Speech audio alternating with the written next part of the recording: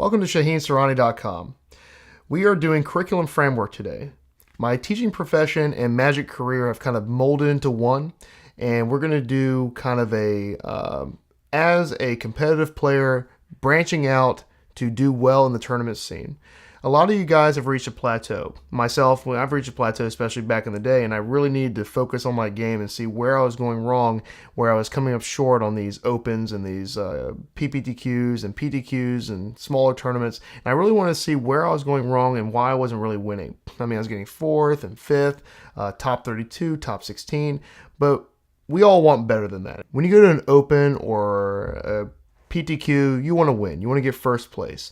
A top 8 here, a top 8 there is good, but the goal is winning. The goal is performing well and getting onto the big tournament scene.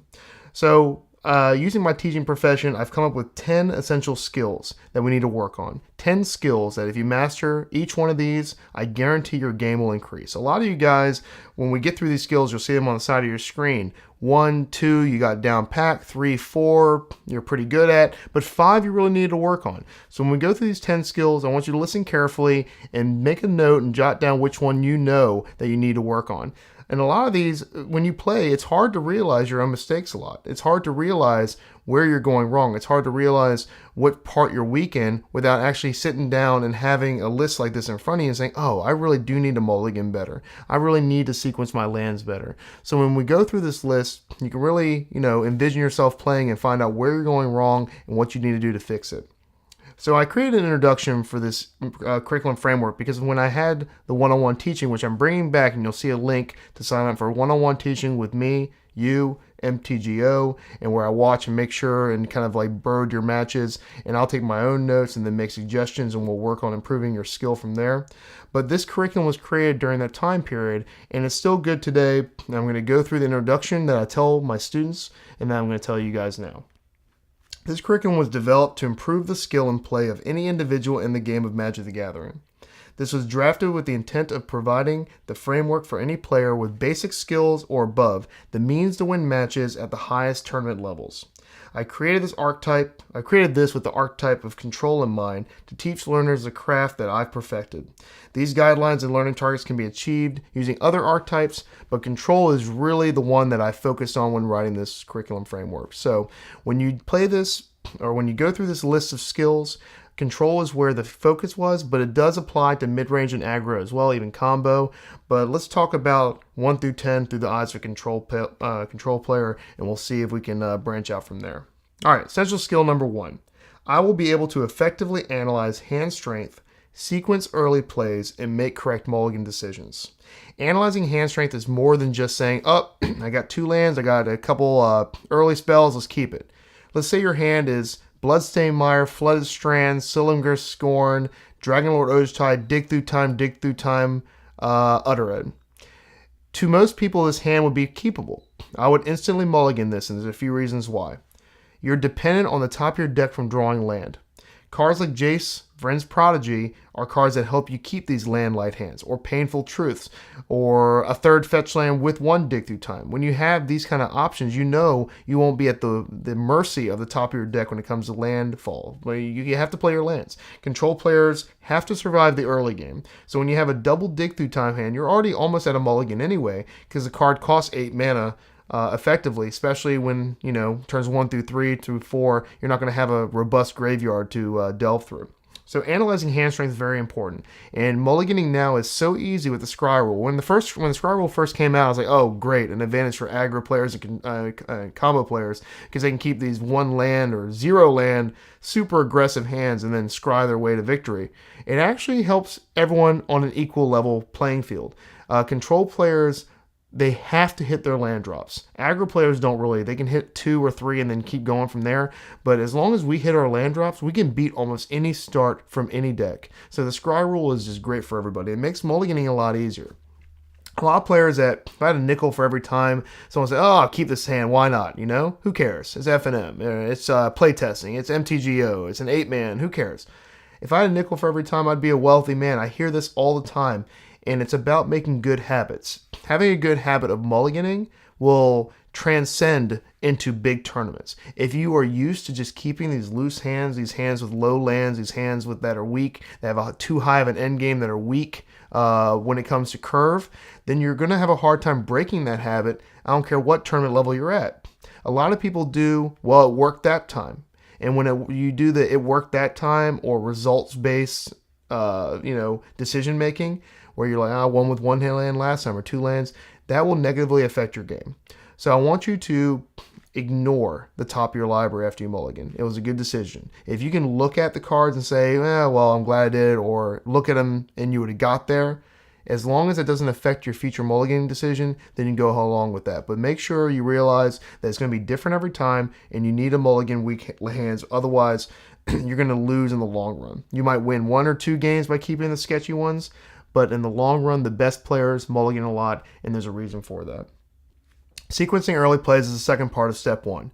You have to make sure you play the right lands. Don't slam the shambling events down and then look at your hand like, oh, Sillinger scored, and they drew off the top. You have to play that Sunken Hollow first. You have to realize the cards in your deck, play the appropriate lands to maximize the outcome of your possible draw steps. So you want to sequence your early plays as optimally as possible. And the big thing with this is you don't know what you're going to draw. So you need to know, well, I have 4 Sillinger Scorn in my deck. I have 4 Grasp of Darkness after board. I need to play my cards in the appropriate fashion, my lands, in order to make sure I can cast my spells. Fetching the wrong land or playing the wrong land at the beginning is a recipe for a future loss. It might not get you that time, but again, we're trying to create good habits so that when you actually draw the Sillinger Scorn off the top, or you draw that Dig Through Time and you should have fetched a 4th blue source instead of fetching that Swamp, and now you can't cast 2 double blue spells in the same turn. These eventually will add up, and eventually it's going to cause losses. Last, making good decisions based on early sequencing and endgame spells in hand. Please mulligan these hands that have high costed cards at the end and not enough early interaction. Following these steps will help you maintain good hands, early sequencing, and then being able to analyze your hand strength and be able to effectively carry out steps 1 through 4, stabilizing the board. Essential skill number 2. I will be able to effectively sequence land drops and construct the best optimal early to end game mana for multiple spell usage. The reason why step 2 is a little different than step 1 is because of multiple spell usage is a huge thing for control decks. If we're just playing the 1-for-1 game, a lot of times we're going to lose those games. So multiple spell usage is very important. You got to understand that you have double blue for Scorn, double blue for Dig Through Time. You want to be able to cast black for Grasp of Darkness, and then have blue colorless for Jace, for his Prodigy. You want to be able to cast multiple spells at the best possible time. And for example, Esper Dragons needs 1 white the entire time. Later on, you're going to need a white for shambling events, but for the most part, white does not impact your spell usage. So you really want to fetch in Sunken Hollows and things that can help you cast blue and black spells, and that's something that's going to not hurt you at the beginning. And later in the game, a lot of people say, oh, well, I can only cast Dig Through Time, or I can only cast Ojutai's Command. I can only cast spell A and not spell A and B. No big deal. That's just the way it turned out. But that's not the way it turned out. And the big shot pros that are casting all these spells, the reason they're able to do that is because they fetched appropriately, kept the right cards, discarded the right cards that are Jace, Friend's Prodigy, and they have a better mana base built. So it's all about building a great mana base, fetching the right lands, and preparing yourself for multiple spell usage, because in the control world, you need to be able to cast more than 1 spell a turn later in the game in order to really win. That's the reason, that's the appeal for playing control, of playing these big haymakers later on. But prior to that, clearing the board, playing a Jace, Friend's Prodigy, playing a Dragon Lord Ojtai, having Sillinger Scorn up, playing a Gideon, Ally of Zendikar, and being able to ruin his path, their Gideon, Ally of Zendikar. So you want to be able to cast all these spells together, and the only way you can do that is by keeping the right hands from step 1, and then effectively fetching and making sure your multiple spell use mana base is ready to go later on. Step 3, essential skills. I will be able to delegate my limited removal and counter magic to my opponent's spells effectively. Okay, so this is about delegating your limited removal. We don't have all the removal spells in the world. We don't have Sword to Plowshares and Snapcaster Mages like in Legacy. You have a finite amount of removal for pretty much an infinite amount of threats from your opponent. You can never kill all their threats with 1-for-1 spells, because let's say you're playing against Abzan that has 24 creatures. We're not playing 24 removal spells. So sometimes you got to take damage from these creatures in order to save your spells from more dangerous threats. Counter spells, like I said from step 1, you want to be able to counter their spell while taking damage from a creature, and then eventually deal with that creature by either playing a 5/4 with hexproof and then just blocking it, or killing it with one of these later removal spells after being able to draw a few cards.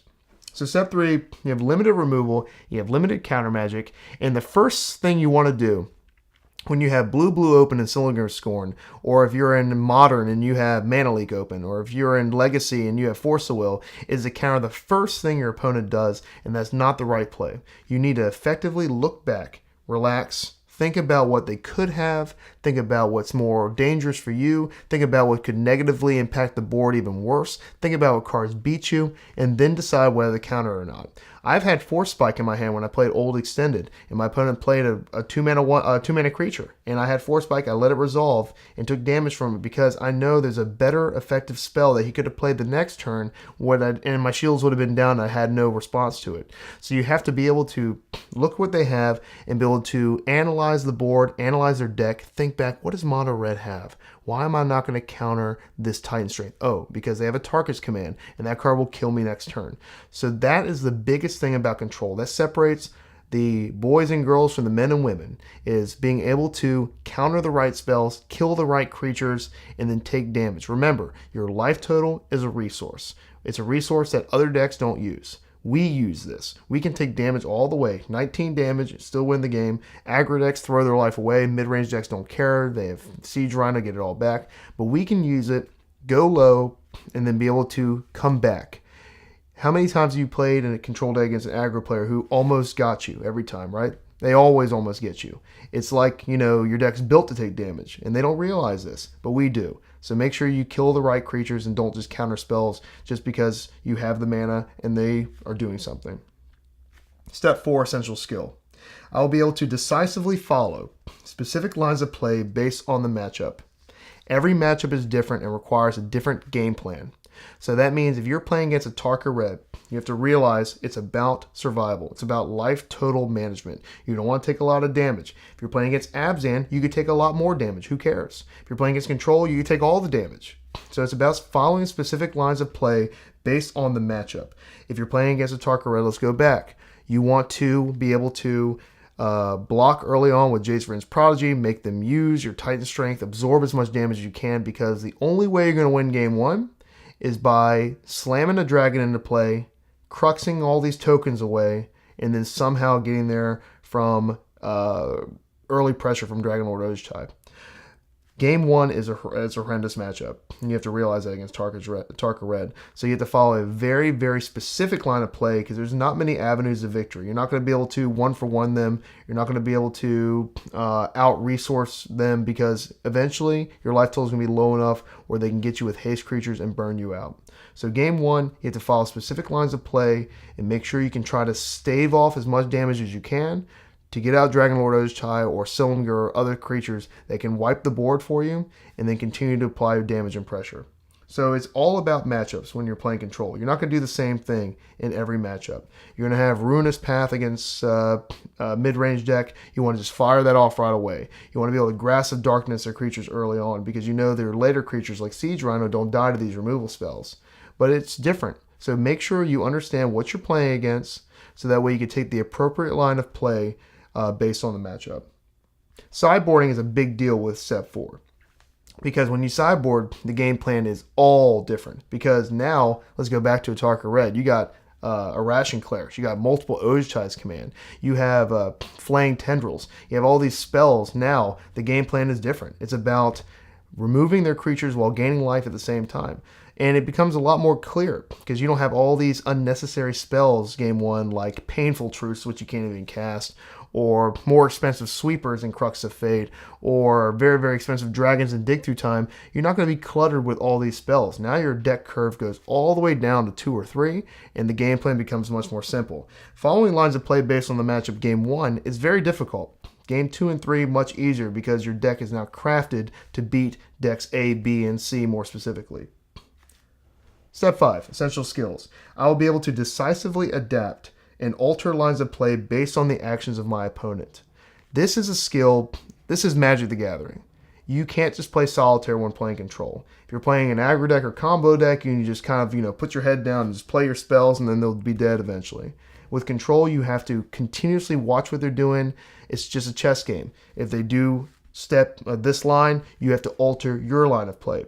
A lot of times I'll play against an opponent and play against optimal plays, and not every opponent plays optimally. Not every opponent's going to do exactly what you think they're going to do. So you need to be able to adapt, change your play based on your opponent, and this changes every turn. Control is also about looking 3-4 turns ahead. And it kind of is counterintuitive because if you're doing that and your opponent changes things, you have to go back and change your lines as well. Let's give an example. So you're holding a counterspell up, a Silumgar scoring up, and you are positive that your opponent, the way he's playing, has an Anafenza the Foremost. He has a 3-drop from his Abzan deck. And instead, he passes turn. Clearly, now he has an Abzan charm. You have to try to guess and figure out what's in their hand based on their lines of play and then change accordingly. Do you want your opponent to draw 2 cards? Yeah, who cares? Kill that creature in the turn if you can, or tap out and Ojutai's Command, draw a card, gain 4 life, because them drawing 2 cards is not something that you're going to want to counter. So you have to be able to change your line of play. Always ask why. Why is my opponent doing this? Why is my opponent not attacking? Why is my opponent jamming his creature into my creature that's going to die? Clearly he has a Wingmate Rock. And you have to be able to understand the game of Magic, know the cards that are out there, and if you do so, you'll win a lot more games, and this is really what Magic's all about.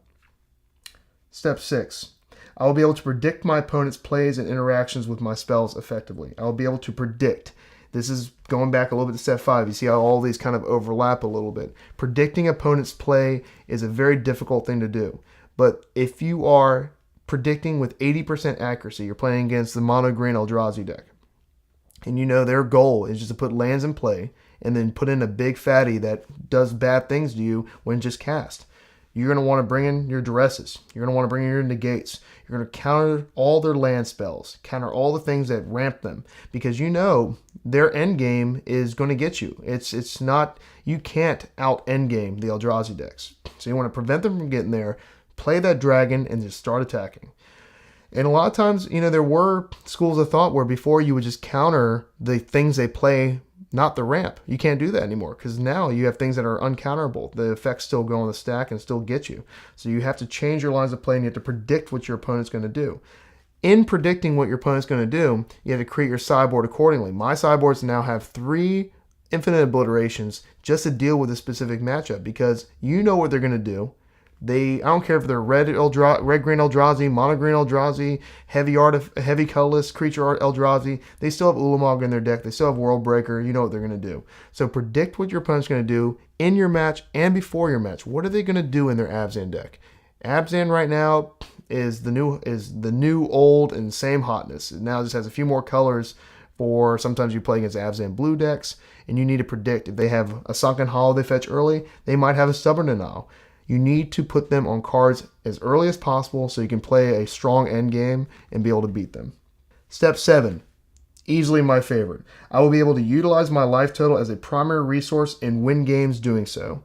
We kind of touched upon this early on. We have a ridiculously huge advantage in standard and older formats too. We get to use our life total. Taking damage. Take damage from that Wild Nacatl. Take damage from that Thalia. Take damage from any creature early on because eventually you're going to be able to play big things and then regain that lost advantage. You're going to be able to win the game at 2 and 3 and 4 life.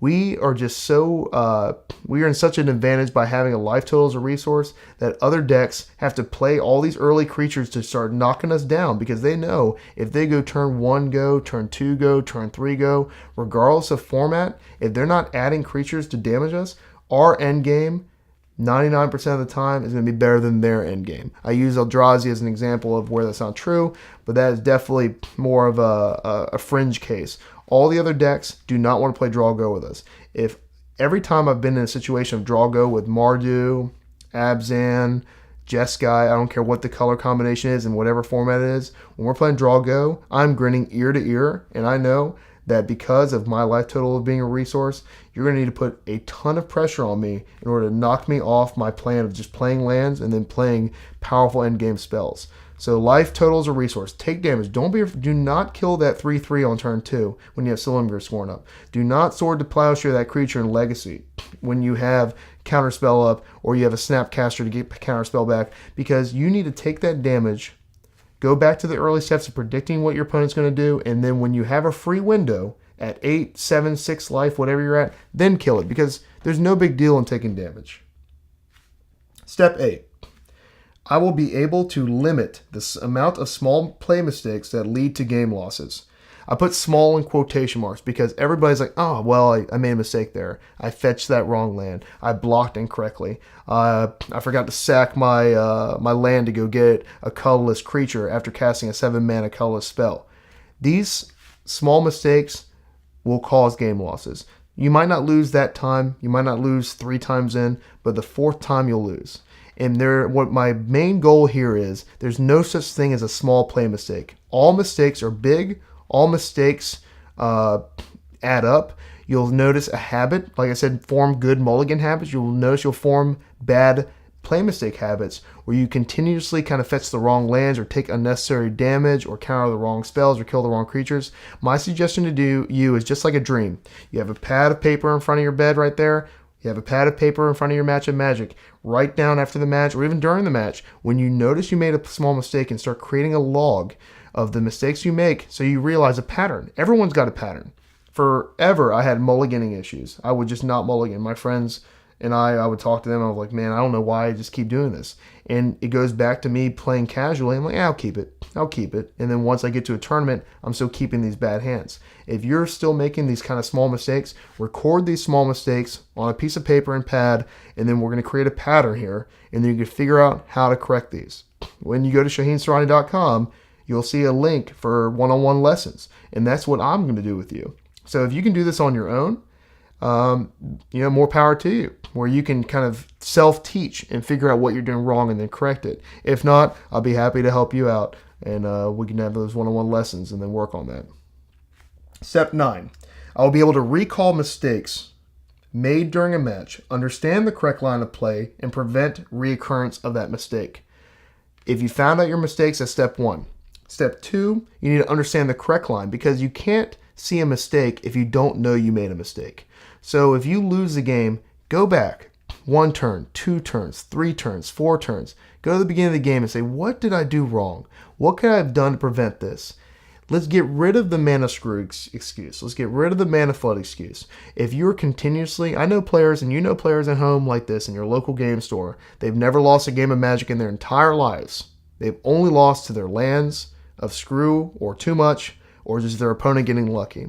And if these are excuses that you're comfortable with giving yourself, you'll realize your game will be short. Your competitive success will be stifled, because you have to understand that Magic is a game of skill. There's some luck, but there's a reason why the same players always win. There's a reason why Tom Ross won back-to-back invitationals. There's a reason why Brad Nelson has a standard champion for many years. There's a reason why you see the same names Brian Braun doing, continuously being successful. It's because these guys are good, and they're not lucky. They're not forcing mana screw and mana flood on their opponents. They're not making small mistakes. They're realizing after some mistakes are made why they were done, and they're correcting them. So if you understand the correct line of play, you won't have to go back to that mana screw, mana flood. It happens. It's Magic. It's variance. Sometimes you're going to draw 15 lands in a row, okay? But when you look back in your matches, the reason why those sting so much, and the reason why you always think you're mana screwed, is because you don't remember the games you won where you played well and you won. You remember the ones where you got unlucky. Those sting a lot worse. And the best thing you can do for yourself is to eliminate that vocabulary and just say, you know what, let's find out why I lost, and let's see if there's anything I could have done differently. And if you do that, it'll improve your game. And that leads to preventing reoccurrence. And this is all about jotting down notes, preparing yourself for the next tournament, correcting those lines. Last step, step 10. I will be able to play a full match of Magic the Gathering with a high level of sportsmanship and eliminate the use of excuses for a loss. This is a big one. You don't want to be the enemy. You don't want to be the bad guy in Magic. You want to be able to build a network of friends that will loan you cards, that will help you during a tournament, that will play test with you, that will put you on their team, that will go on MTGO with you, that will discuss strategy with you, that will help you with your deck list. I can go on and on and on and on of why networking Magic is huge. I would be nowhere without the network that I've created. And it's not because I'm just the nicest guy in the world. It's because when I play Magic, you have to have a level of sportsmanship with you. Shake your opponent's hand, good game. Don't tell him how lucky he was. Don't complain during a match. Sportsmanship is easily the most important thing in Magic the Gathering. It's a game above all, even though there's a lot of prize and fame and greatness to be had by it. It's still a game, and you got to understand that your opponent paid the same entry that you did, and he wants or she wants to win as well. And when you realize that, you'll notice, why am I getting mad about this match? I've played 6,000 matches before this. I'm going to play 6,000 more in the future. What does this one match really do to me when it comes to me losing? Am I going to make a scene about this? Am I going to be negative to my opponent to make him have a bad time?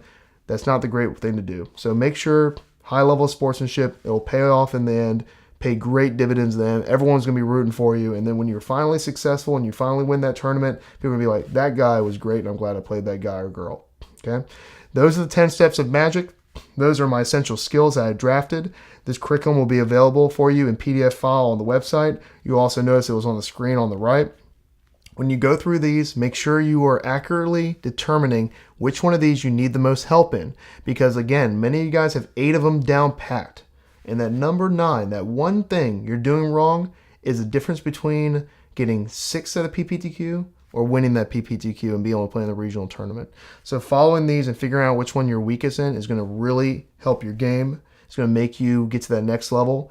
And go ahead through ShaheenSarani.com, find out which format you need help with, because we're going to have standard videos, we're going to have cube videos, we're going to have commander videos, we're going to have them all for you to help enhance your game in each archetype, each format, and be able to win that tournament that you've been dreaming of. Thanks for watching.